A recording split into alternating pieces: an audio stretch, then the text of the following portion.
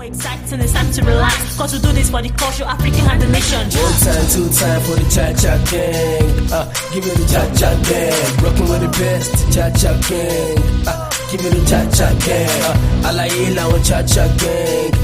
Give me the cha-cha gang. Watching my body, cha-cha gang. Good day, ladies and gentlemen, boys and girls, and members of the Cha-Cha Nation. Welcome to another episode of the Cha-Cha Let's Talk Music series on the Cha-Cha Music Review Podcast. You know now, my name is Hafeestonova, aka your musical plug, creator of the Energy Force. And on this episode, I have two special guests with me. Yes, trust me when I say these girls are special. And we'll be talking about something totally different from what you used to hear on the Cha-Cha Let's Talk Music series. And without wasting much of your time, let me allow them to introduce themselves. Hello there, my name is Gboyega and Nelson, one half of the Sample Axis podcast. What we do on the Sample Axis is basically talking samples. So music traveling from old times to new times, new music and old music, that's what we do. So yeah, I'm happy to join Cha-Cha Music Review Podcast hosted by yours truly, Hafeestonova. Hello guys, my name is Nelson. I'm the other half of the Sample Axis podcast. I feel like my co-host has done enough in terms of introducing what we do on Sample Axis podcast. I'm really excited to be here to talk with our boss, Hafeestonova, on the Cha-Cha Music Review podcast. Thank you very much, both of you, for being here. And I so appreciate it. I would say it's an honor having the both of you on this podcast.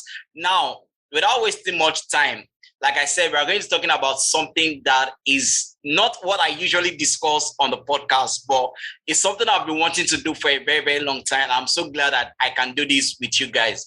We want to talk about Fuji music, but we want to use K1 the ultimate, as, should I say, the yardstick or the focal point, of Fuji music. And the reason I'm saying so is because over the years, K1 the ultimate or King Wasiu Ayinde Marshall, or like his current title, the Mayegun, of Yoruba land, whichever way you want to call him.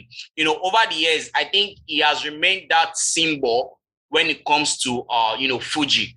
No disrespect to those before him, talking about the baristas and every other person that had before him. But looking at from where he's coming from to where he's now to date, it looks like that's main artist that has been there from the beginning to this present moment. So I'm just going to ask you, let me start from Gboyega. When was the first time you got introduced to K1's music? We're talking years and years ago, and I really wouldn't be able to pin a time because I grew up, let me just tell stories. I grew up in Lagos, mainly Agege, and so whatever was on radio would be playing. So unconsciously, I'm sure when I was 3 or 4, I must have heard maybe Consolidation, or maybe, Baby Misho Color. So must have been that early because 96, it had one album. I think it was Consolidation, Legacy in 96. In 99, there was one album that Fuji Fusion, this one of these very popular songs. So I'm sure early on when I was like age 4, age 5, I must have heard it unconsciously. But when I really, really paid attention to a Wasiu Ayinde tape, was Consolidation. There was this very shiny video, Baby Misho Color. Yeah, that was the first time I connected. Yeah. That was the time for me. Yeah, good times. By Nelson, what about you? If I can remember clearly or vividly, I would say it has to be 2002. That was the first time I got. Although I'd been listening before then. But 2002, I got a grip of the power that is Kwam's music at the time because one of my younger ones at the time, they had to do his naming ceremony then. And when I mean my younger one, somebody that is, like family to me. So their family, they are big fans of King Wasiu Ayinde Marshall. And I remember very well, I think it was Fuji Fusion at the time that was released in 1999, as well as there was this particular album called New Lagos. I don't know whether I can remember New Lagos. There was this New Lagos album at the time. It was talking back, like he was basically, that New Lagos it wasn't the party kind. It was like he was hailing people mostly in that album. Yeah, I think it was that one. Yeah, 2001, I guess. 2001. And that particular time. But if anybody asks me that, what time, when did you listen to Fuji music, or when did you start listening to King Wasiu Ayinde Marshall, I would say 2002. That was the time I started listening, and I tuned in from then. And even till date, I still, mess with the sound. I love the sound so much. All right. Like Gboyega rightly said, for me also, consolidation was that time that I actually got key, into Wasiu's music. And obviously, that had to be that song, Baby Me Show Colore Kajoma. I mean, I think that was the first time I heard the song, and I felt like, okay, I think I know. Like Gboyega rightly said, I've been, here and there listening to some songs, and we just hear the song. But it was that time that I actually paid attention to, that I started knowing, the song, lyrics for lyrics. Okay, it was Wasiu that sang this song. He sang this song. And that album, Consolidation, had, so much, song, because I could remember it was in that album that he also spoke about how they crowned him, the king of Fuji in Ibadan. And I think that album for me was the album. Or no, don't let me even call it album, because back then they don't use the word album, they use the word record. It's these days that we talk about album and album. For them, it was just about record, and it was record that he used. And it was from that record that I actually got to know Wasiu. But here's going to be my question, and let me start with Nelson. What do you think has made Wasiu so relevant that even now, the Gen Z, let me use that word, quote unquote, the Gen Z generation still somehow, connect with Wasiu till date? It's a different case where you hear a song like Sonia Ade and you can say, oh, I remember when my dad used to play Sonia Ade. But when you hear a Wasiu song, you talk about the song as if, you've been a fan of Wasiu for ages and all that. What do you think has made Wasiu stay relevant from when he started his music with Barrister till this present moment? What would you say has worked for Wasiu?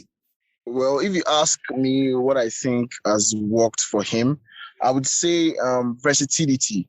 Very, very key. Versatility. Now, if you listen, or if you have listened back to those albums from 1975 down till this point, you would see there's always a change. There's always a time. I mean, even from the covers of his music, this man was in tune with the time that he was in at that moment, if you understand what I'm talking about. Yeah. He always paid attention to what was popping at the time, and he would always look for a way to fuse in, even though the original roots of Fuji music, for example, like when we say SAB now, Secret Ayinde Barrister now, there's like a base, there's a correct base of the sound. So a lot of the new Fuji guys and the older Fuji guys, they didn't deviate too much from it. But you see, when it comes to Kwam, he took out his time to learn and understand what was happening. Like now, I was going to say something earlier. Just remember now. From 1970, he left Secret Ayinde Barrister's band in 76 or 77, and all the way down to the early 80s, he had a particular type of sound. You can tell. You understand? You can tell that he had a particular type of sound. Yeah. But from Talazo's system in 1984, there was a switch. Mm-hmm. He was still sounding the same way, but there was, you could tell that this is Fuji, but there's something somewhere. There's something in this. And that, as at that time, he was beginning to he was carving a niche for himself. Like, okay, I'm part of this Fuji genre, but I'm still a class apart. And now, move down to the 90s, when you talk about consolidation in 1995, there was already a change, like a major change in terms of how he sounded at the time, how his music was approached at the time. And we are also seeing it evidently now. There's 2020, there's Fuji, the sound that has trap vibes, basically. I mean, big shout out to all the people that have been doing the Fuji thing, the Pasoma, Adewale Ayubas, that have been doing it for a very long time, and they have continued to do it. They have found a way to create something for themselves. But the standout man, the outstanding man in this case, like the Gap Bound said in that particular song in the 80s, they would say it is King Wasiu Ayinde because of versatility. So that's the only thing I would say. That's not just the only thing, because of hard work, obviously, and to keep up basically is a lot of work. But he has done it over and over again. If you want to understand the growth of King Wasiu Ayinde Marshall, just get his albums, like the cover of all the albums, and you see what I'm talking about. All right. So now, before I go to Gboyega, still on the same question, let me just quickly chip in this thing. Wasiu, for those of you that don't know, Wasiu was part of the Sikiru Ayinde Barrister's band called the Fuji, called the Supreme Fuji Commander, and he was there from 1975 to 1978. And for those of you that also might be wondering, now I was supposed to have said this at the beginning, but let me just say this now. Wasiu's real name are actually Wasiu Omogbolawan Olasukomi Adewale Marshall.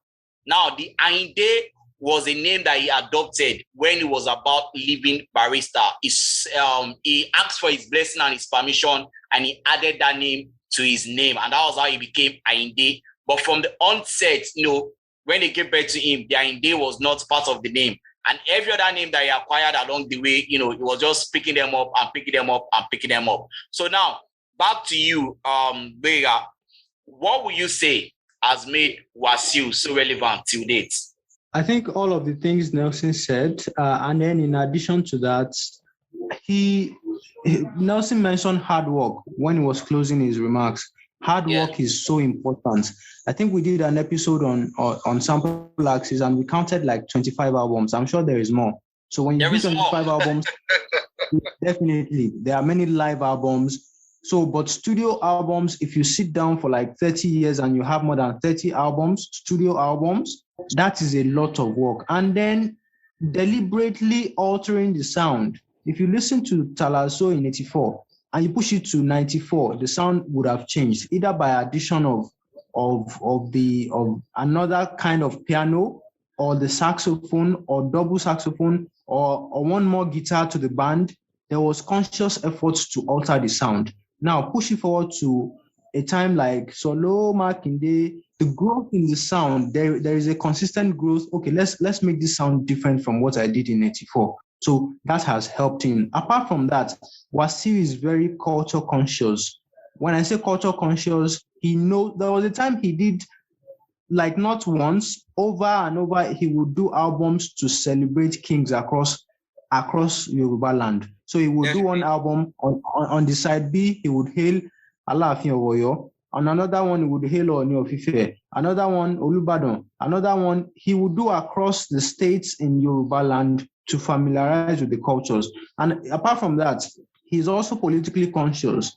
The elites look at a song like Eyo, Ayele Eyo, those songs that are cultural and very important to Lagos lifestyle, he is there. He is that guy that continues to make something for the culture. And so when there's an event that has to do with Lagos, who is the guy that we call? Wasiu is the alt, and he's mature. Of course, big respect to Pasuma and Obesere and the rest of them. But Wasiu is someone who can appeal to the 18-year-olds and appeal to the 80-year-olds as well, because he has sounds for everybody. So transcending generations, I think those things have kept him, still very relevant to today. I mean, look at last year. There was a time, and Mama Esempe, that's a sound for the streets, low key. There's another one, 2020, where he did, the viral one, Emma Yonu See Me, and then that went all over the place. People age 3, we don't even know it's Fuji music, but it's danceable, it's enjoyable, and something for the young people and also for the old people. I want to go back to consolidation. Bobo no go die unless that is a hit song. That's a hit song. And when you do that for Boys in the Streets in 1995, if you are not listening to Jaru, if you are not feeling hype or hip or American hip hop, if you are Lagos boy trying to ball, that's a song for you. So he appeals to every generation, and so he's still here. How he has been able to blend from the past to the present is just one thing like you rightly said, no disrespect to the Oshupas, to the Ayuba, to the Obesere, to the Remi Aluko and all those stuff. But when you talk about Fuji, I think the first name that always comes to your mind has to be K1, the ultimate. And I think it's kind of clear to see why he's the ultimate, because his longevity, for someone that started his music from way back in 1970 something, I mean, if you hear his story, he started music maybe when he was about 13 or 14, joining Barrister's band. And, from then up to this point in time, that when you want to talk about Fuji music, you are still able to mention, Wasiu. I feel like that is something so insane and so incredible. Now, let me quickly add this. Let me add this before you go on. Okay. So, when you asked about what has kept him, I'm a Yoruba person, and Yoruba people also very believe in respect. Yeah. Check his trajectory. He always pays homage to his Oga. There is that. I mean, I'm just going to mention one song. I'm sure there are many more songs. Orindowo, Orindola. On that song, he mentioned Ayinde's impact on his music. Latori and Totibere, the person who started this, that thing would always bless you if you give respect to who it is due. Even those who were his seniors, who are not as popular. There was a man, I can't remember their names, but there were some people, apart from SAB, late Sikiru Ayinde Barrister, and Alhaji Kolinta, there were other people who were just maybe in his class or a little one step ahead of him. He would always mention them and acknowledge them. And that would always give him that, space, and that it will make way for him. Already he's a hard worker, he's a sound definer, so to speak. And then if you add on to that, culture custodian, and then he respects the people before him, it is only right that he goes forward with and succeed with music. Yeah, it's only right that he goes forward and, he succeed with music. And now let's talk about, because, we're talking about, sound and how he has been able to change with his sound. Now, for Fuji artists like Pasuma, for example, we know that Pasuma has been one of the things that has made, Pasuma relevant is the fact that Pasuma at times moved away from Fuji, and it goes into hip hop. I mean, I feel like Pasuma is probably the most featured Fuji artist on any hip hop track. I stand to be corrected, but so far so good. I don't think they featured any Fuji artist more than Pasuma in terms, when it comes to collaborating between Fuji and hip hop. But if you look at Wasiu, I really don't think there's been much, featured from any hip hop artist. Although we've had, should I say that I can remember on the top of my head right about now, I think Olamide is the only hip hop artist that has, kind of sampled Wasiu. Like I said, remembering from the top of my head, you guys can chip in if you remember any.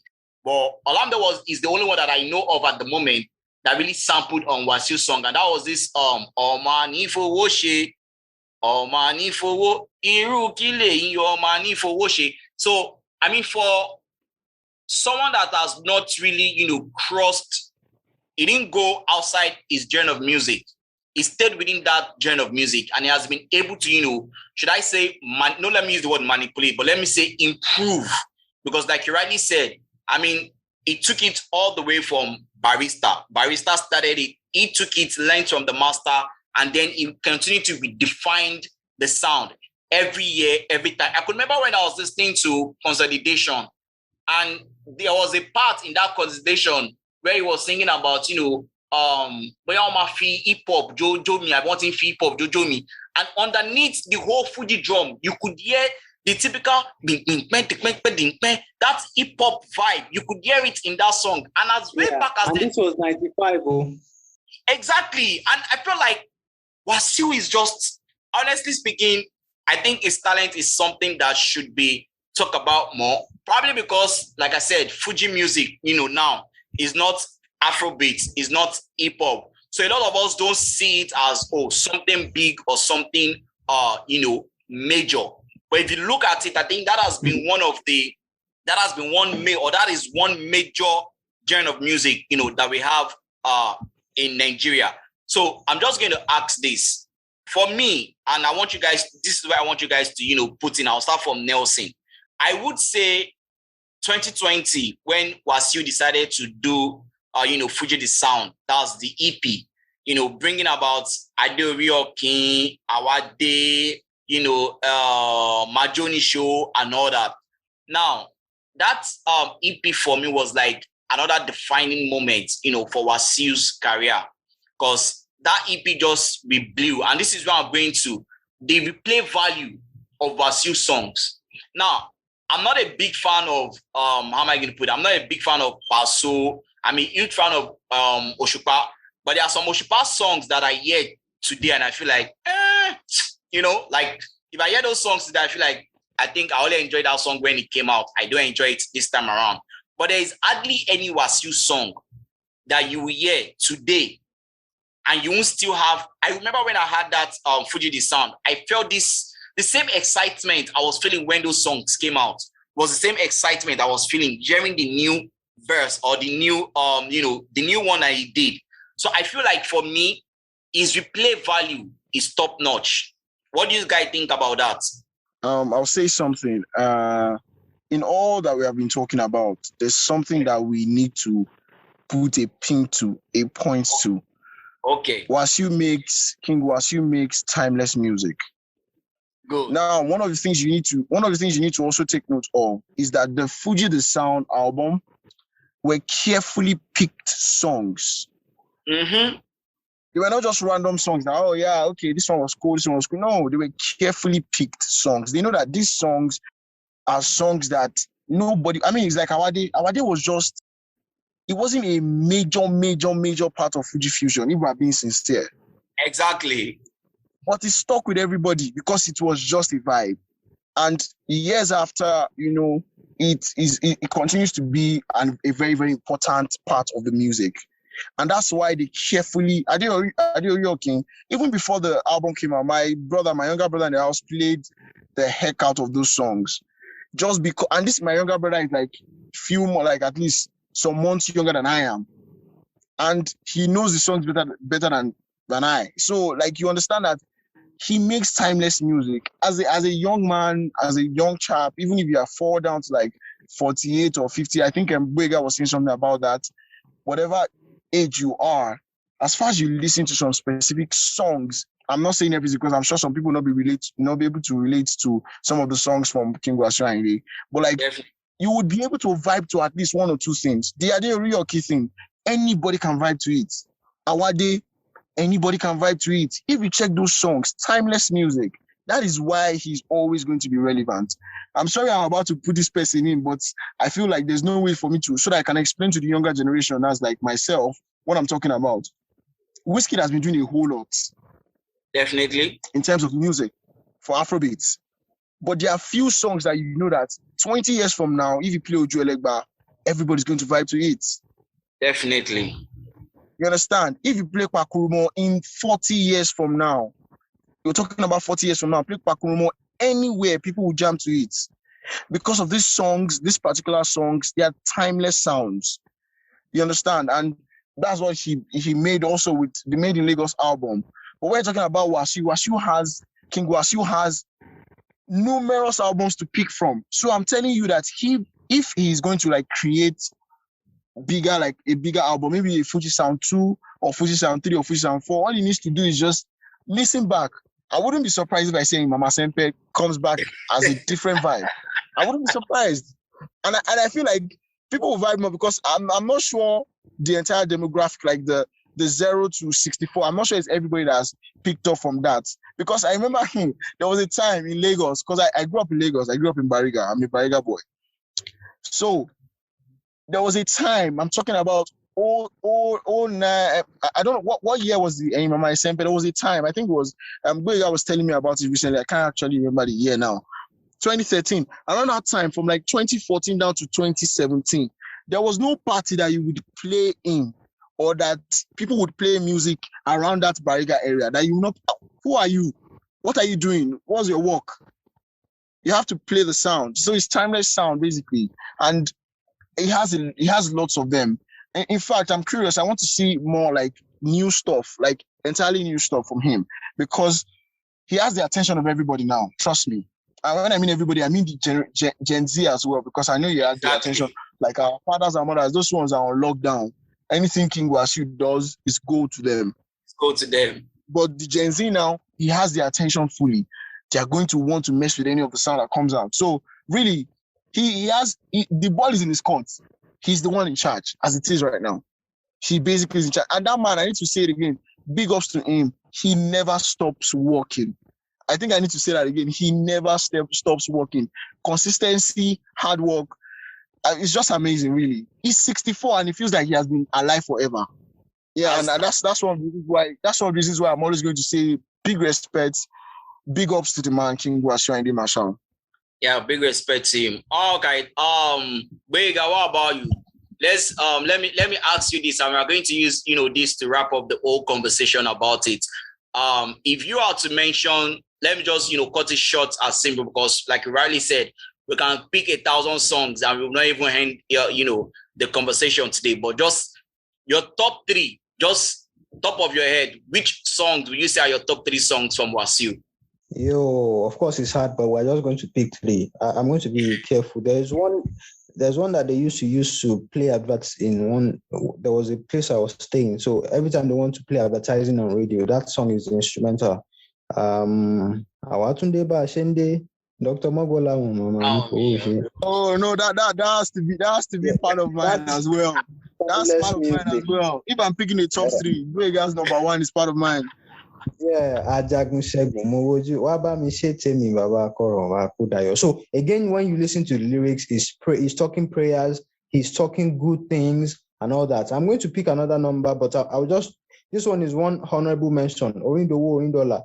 It's not part of my top 3. I just want to put it as honorable mention. But if you listen to that song, he was talking about the fact that what Baba Ayinde started as, let's change Ajiwere or Latayi Ajiwere, let's change it and start something. What someone started as something out of sheer, like Baba Barrister was a military man, left military and then started music. So what someone started, and that's inspiration for people who want to start something. What he's saying on that Orindowo song is, what my Oga started as, let me just start something. 20 years later, I am making millions of it. I'm touring the world off of that genre of music that someone created. That's the essence of that song. I mean, no pun intended. Essence is the biggest thing right now.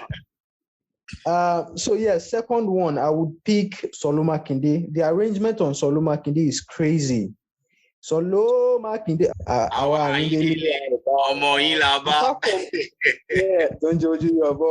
apart from the lyrics, if you listen to the beat arrangements, the saxophone, the trumpets, the drum sets, everything is in sync, and I love that arrangement. So let me just push to another one. I think I'll just have to go with Bobo No Go Die or Let's Do Badarugo, because that was a culture that was very impactful at the time. No, you cannot say you don't know that sound. And that was 95. In 1997, they were still jamming it. Even in the new year, they were still buying the video albums, because you will see the women wearing shiny dresses. In that video, there was one nice car he was driving. Whatever was raining in 95 was the car that he was driving. There was a slow song. I think the same album had I Can't Just Stop Thinking About You, My Love. So that album was... you are stealing all my songs. I was already preparing my list. Now he stole that one from me also. Come on now. I was already saying I was going to just use that to enter when you ask me the question. Sorry to you. Go and be looking for that one. So that very Consolidation album, you can still pick Legacy Sha. Consolidation album was very impactful. I mean, Vivid Imagination, The Only Design. I mean, all of that. So yeah, I would say those are my top 3. And kudos to him. We respect what he has done. And also, let me add this. I mentioned that he always pays respect to older people. The people who are younger too, he always gives. I mean, the Arabambi agenda. He is Arabambi 1. Pasuma is Arabambi 2. Alauma Laika is Arabambi 3. So he moves with them. He joins them. He invites them. When he was doing 50 years old, all these guys were there to celebrate with him, even though there was a beef situation at the time, blah, blah, blah. But he's always connecting to the younger generation, putting them through. And so if you are doing what you should do for the older and the younger generation, it's only right that they pay you your respect. All right. So Nelson, let's go to you. Your top 3, even though Gboyega's practically mentioned everything, finish. I feel someone right now, because I don't even have anything to say right now again, because Gboyega has done, even his honorable mention has packed all my best 3. But first, I can't stop thinking about you, my love. I remember that. I mean, that memory of having to listen to that song for the first time is golden to me. So there are a couple of songs that I talk about. If you listen to my podcast, there are some songs that just just hits you. First time listen, hits you. Straight up. And that's it. Like, for me, like Atlantic Stars, Silver Shadow is the song I always talk about. And then this one too, from Kwam. I can't stop thinking about you. And you have to hold this to me.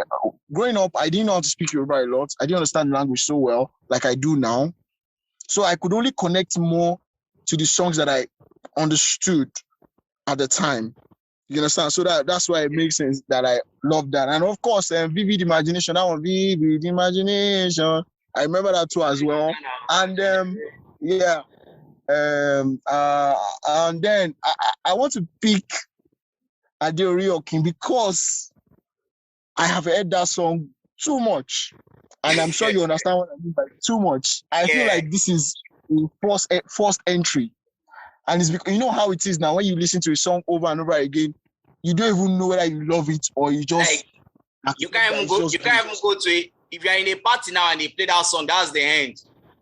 I mean, like, everybody's going crazy. Bananas. So, yeah, it's great. Everybody's going crazy. And my younger one loves it as well. So, like, I just love the sound now. That's why I say I can't even... If you ask me, are you sure you love this as your top 3? I'm like, I can't tell you per se, but I just know I've heard it enough to say I love it.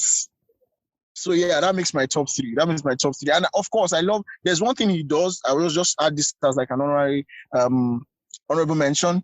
There's this thing he does. I don't know, in hip hop, they call it the breakdown.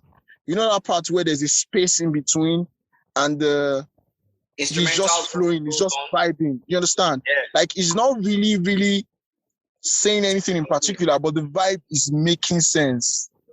Like hailing people, talking about them, and messing around with words, back and forth. That breakdown, I think King Sunny Ade does it as well. KSA does it as well. But Kwam's version all the time, when he takes that breakdown, that I don't know whether that can be put as a sound. And you know what? If Kwam calls my name and I'm in a party, my account is empty. That's it. I'm going to spend all the money that I have with him. That's it. I'm going to avoid that. I'm going to make sure he doesn't try to call my name or say anything about me, because if he says anything about me, that's it. I'm gone.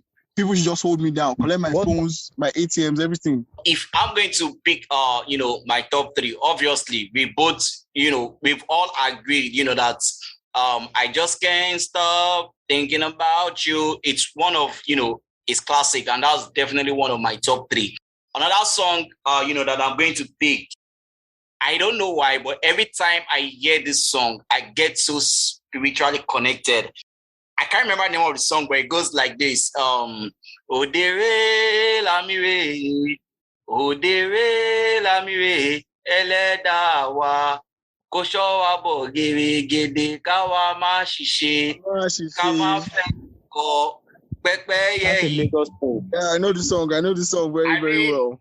Every time I hear that song, my mind just goes like, damn.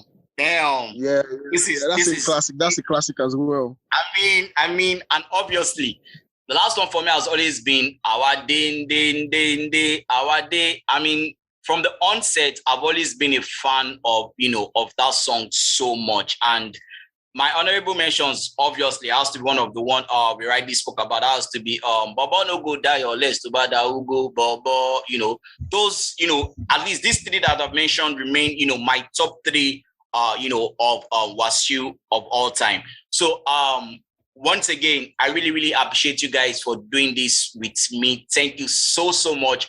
But before, I allow you guys, go totally, let me just, allow, Nelson to do this, just tell us how people can connect, with your podcast, what platform your podcast is available, and how they can get to listen to the podcast. All right. You can catch us on all the platforms where you get your podcast from. Just type in the Sample Access Podcast, TheSampleAxis podcast, and you get it on Google Podcast, Spotify, Anchor, wherever you get your podcast from. And we talk about samples. We talk about songs that have been redone, or talk about songs that, old songs that people decide to tweak.